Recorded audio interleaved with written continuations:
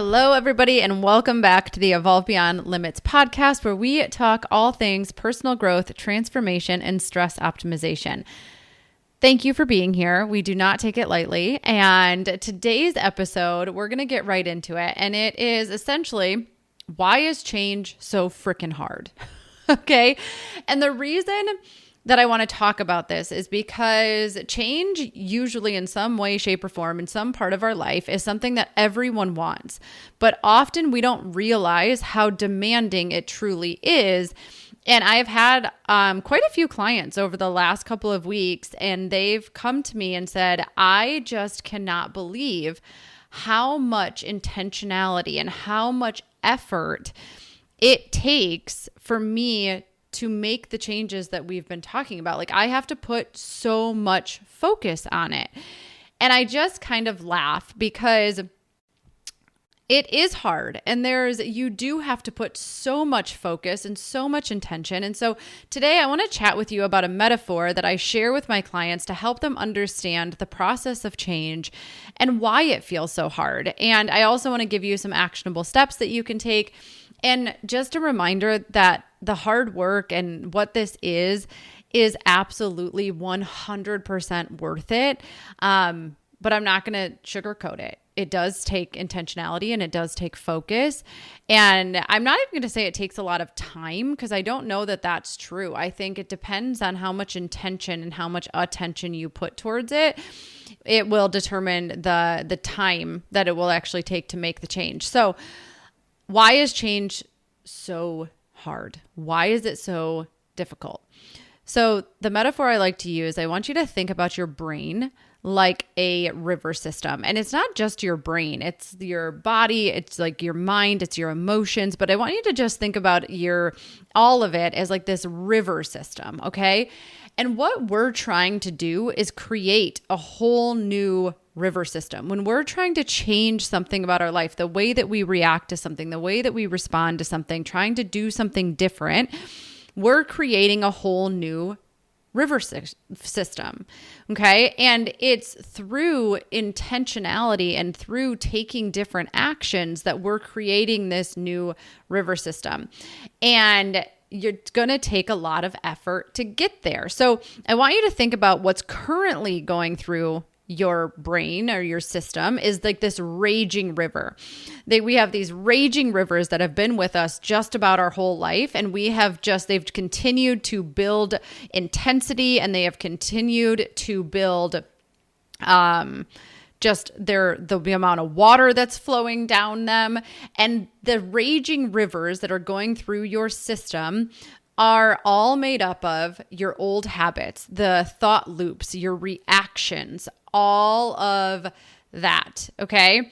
And then what we're trying to do is, we've got this raging river that everything's flowing down. And then we look over to our left and we see that there's this tiny stream. And this is like, it looks so peaceful and it looks so nice. And we look at that and we're like, I really want to be there. Okay, that's the change that you're trying to make. That's where you're trying to get through. So now I want you to imagine that you're a kayaker going down this river system and you're just kind of paddling through life. If you are not paying attention, then you are just going to, as much as you might want to go to the left and go to that little stream, you are just going to get sucked down the raging river. Okay, so if you are a kayaker and you're just kind of floating through life and you're paddling through life, then you will just go where you've always gone. You are going to go where the intensity is, and like the river has been flowing for so long that you're just naturally going to go that way. That's the way the river's going to suck you down, right? And if you want to go to that little stream on the left, okay, that's the change that you want to make, then you are going to have to paddle like hell to get there. Okay, you are going to have to paddle so hard to get over to that little stream. And then you're going to get over there and you're going to be like, oh my gosh, I'm so glad that I did that. But the point here is that you cannot just wing it. Okay. And this is the part that a lot of people we miss, is that you need to decide before the moment arrives. So I want you to take yourself back into this river analogy. You're going down the river, you're going down this raging river, and there's this little stream off to the left. If you don't think about that little stream and where you want to go, and you don't have that intention, then before you know it, you are going to get sucked down the river, right? Like, you needed to actually know ahead of time that you wanted to go down the stream, and therefore you even have a chance to get there. All right. So this is the power of setting intentions. This is about setting an intention, you guys, is at its most simplistic form is making a plan. But you must make a plan before the fork, before it comes to that moment that you are going to have to decide. And if you planned to show up a certain way, if you plan to respond differently than you have in the past, then at least you have a chance. It doesn't even mean that you're necessarily not going to get swept down the river, right? But if you didn't plan ahead of time, you are almost always going to get sucked down the raging river that you've always been on. And then you're going to be like, I don't know, nothing's changing. This is so hard. Well, we had to be intentional. We had to show up, and we had to make a plan ahead of time. If you don't, you're going to get swept down the river within seconds. And it's that whole age-old thing that if you fail to plan, you plan to fail. Because it's going to be you can't paddle when the river is raging that much. You cannot paddle your way back upstream. You're just going to have to wait for the next chance you get. Okay. And we can show ourselves a lot of self-love and a lot of self-forgiveness and oh man, okay, it didn't handle that the way that I wanted to. But if you just keep not planning, if you just keep not keeping these things in the forefront, then you're just, the same thing is going to happen. We have to start to get ahead of it. So when you're thinking about this, what do these intentions mean? It's like, okay, who do I want to be in this moment? One of the most powerful things that I think you can do, and that I usually do, is before I do anything, I stop a moment and I pause and I say, who do I want to be? Who do I want to be in this conversation? Who do I want to be in this moment? Who am I going to show up as? And it's, what path do I choose no matter how somebody else shows up, right? So sometimes I go into situations and I'm like, I will be the calmest person in the room. That is my intention. Or I am going in and I'm going to be vibrant and I am going to be full of life. And that is how I go in. I go in and I say, to this time, I am going to listen more than I talk. Whatever it is, or this, there's a whole bunch of examples I could get. But the question, and it's really a very simple question, but it's a super powerful question, is before you go into any moment, and I've utilized this with clients and it's a game changer, you say, who am I going to be? It might be that I'm going to speak up no matter what. I'm not going to hold back in this particular thing. I'm going to show up and I'm just going to be honest and vulnerable and real. Whatever it needs to be, I'm going to give it my all. I'm going to, I don't know if anybody's ever had this one, but in sales, they talk about how oftentimes you have to say something and then you just have to shut up. Right. And this is also, if you've listened to the episode about the Queen's Code, this is also like talking to men. Sometimes we, as women, want to follow the conversation and we want to keep things going and we kind of cut them off. Like, what if we were just quiet? What if we just gave them an opportunity and we didn't jump in?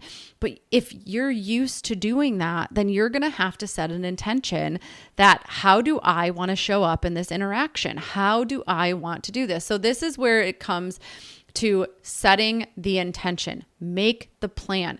Stop for a moment and say, who do I want to be? Doesn't matter who they are. It doesn't matter how they show up. It doesn't matter if they're going to be reactive, if they're going to be angry, if they're going to shut down. This is who I'm going to show up as. This is what I'm going to do. And so tools that you can use to help you with this, luckily with Zoom, we can have visual we can have visual cues. So we can have Post-it notes.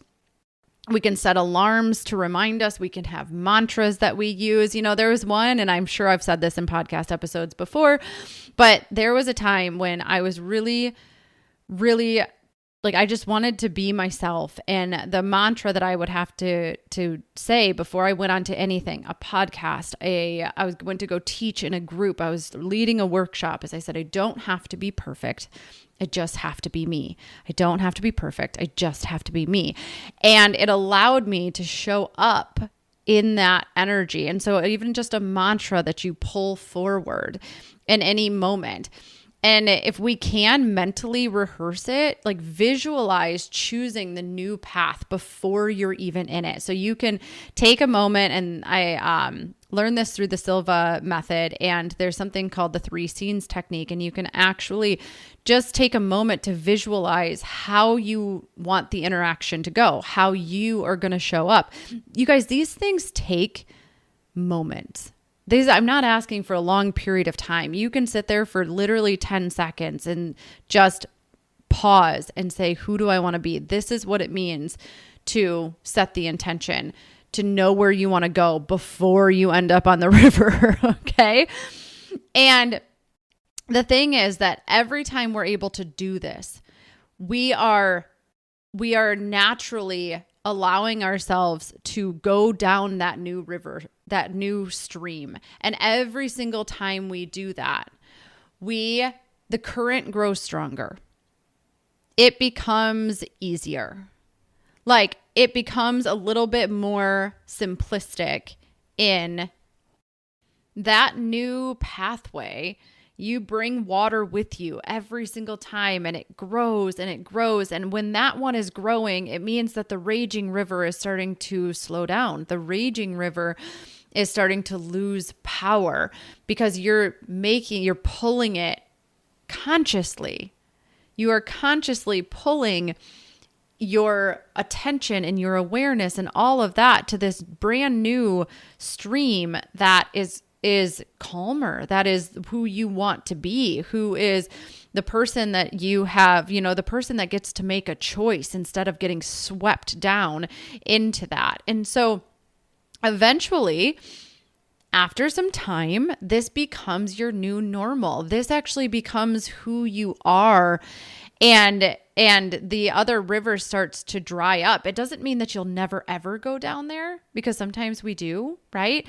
We sometimes still get pulled back into our old rivers, but you're going to see it a lot sooner, and you're going to be able to course correct. And if the river isn't so powerful moving in that direction, then there actually is a chance that you can pause and you can turn and you can start to paddle back upstream, and you can go back down the river. There's so many opportunities when we slow the raging river and we start to create these new systems.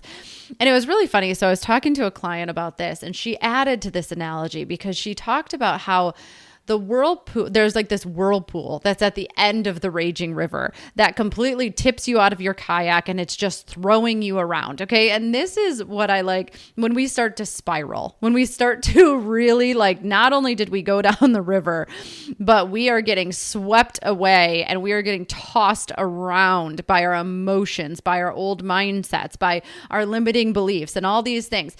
And the truth of the matter is that it's just we're in this downward spiral. And just like when you're in a whirlpool, it's going to take a lot more effort to swim out of it than it does to stay stuck in it and just go in circles and going in circles.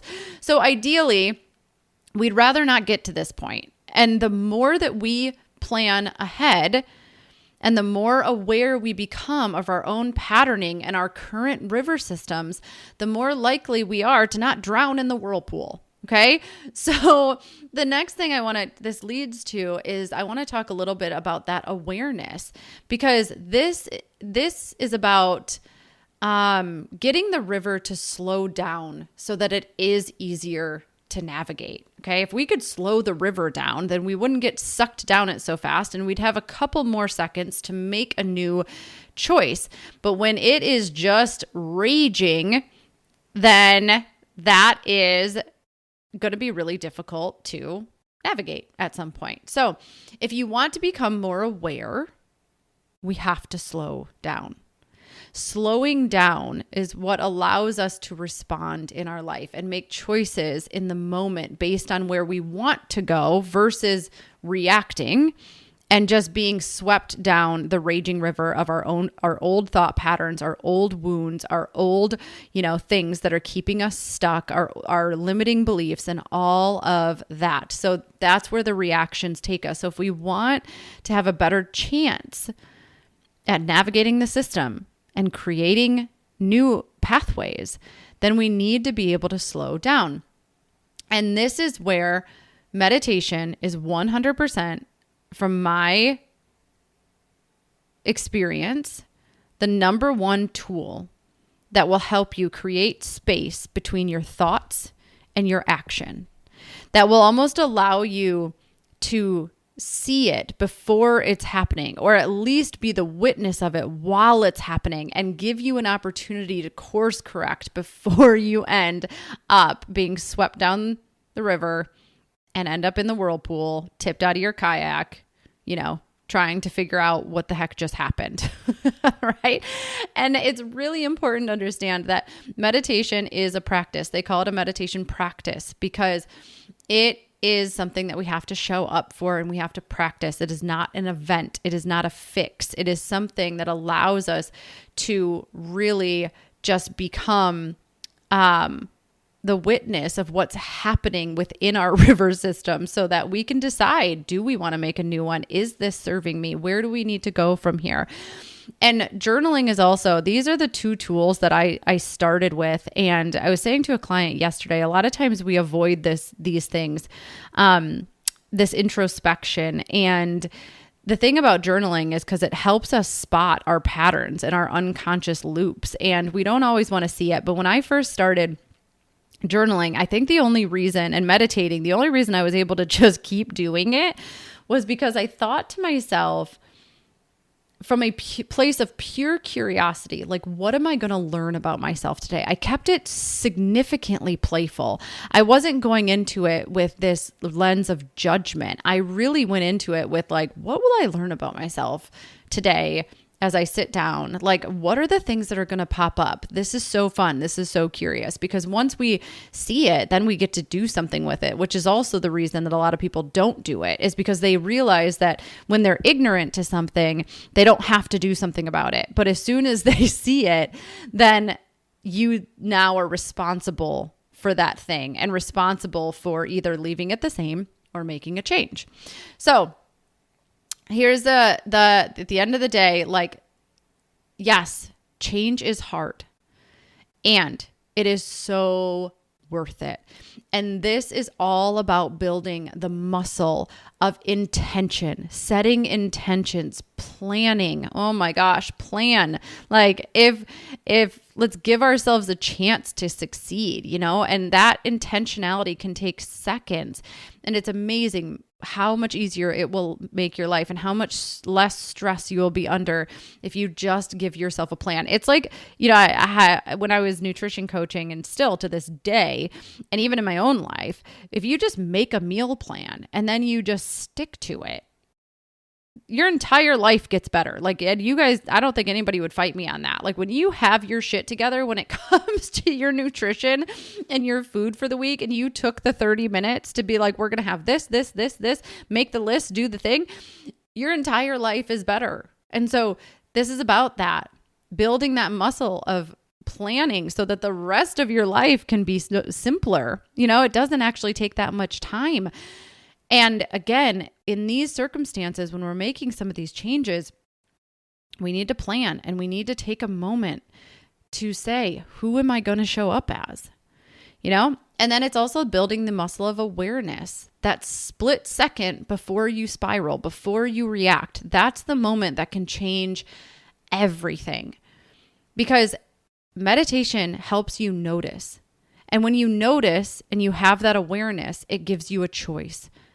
And when you have a choice, and when you know that you have a choice, that you could go down the raging river or you could make a different decision, you just got your power back.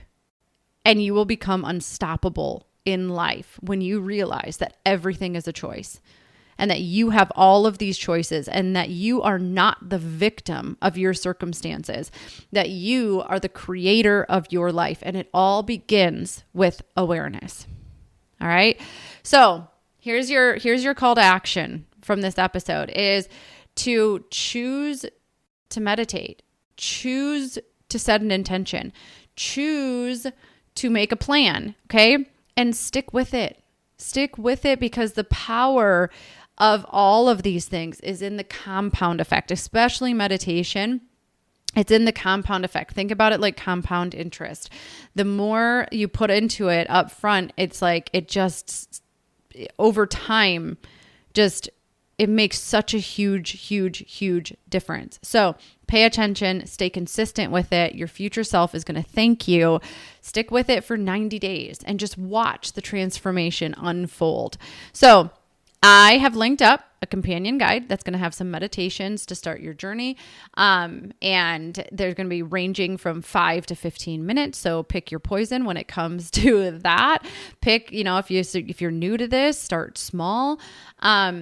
And just give yourself that time, and if you're somebody who doesn't think that you have that time, then I am going to urge you to go into your phone and to check the amount of time that you spend on checking your email or maybe checking social media or whatever that is, and be willing to get honest with yourself about whether or not you actually don't have time or you're just not willing to spend that time doing these things that can really help to transform your life. So that is what I have for you. Just remember that transformation starts with awareness and builds with choosing to take action on that awareness. That is why I create these companion guides so that you can take this information and you can do something with it and you can create the life that sets your soul on fire because you 100% deserve that. And so, that's all I have for you. So share this episode with somebody you think might need it, and let's just keep evolving together. And I will see you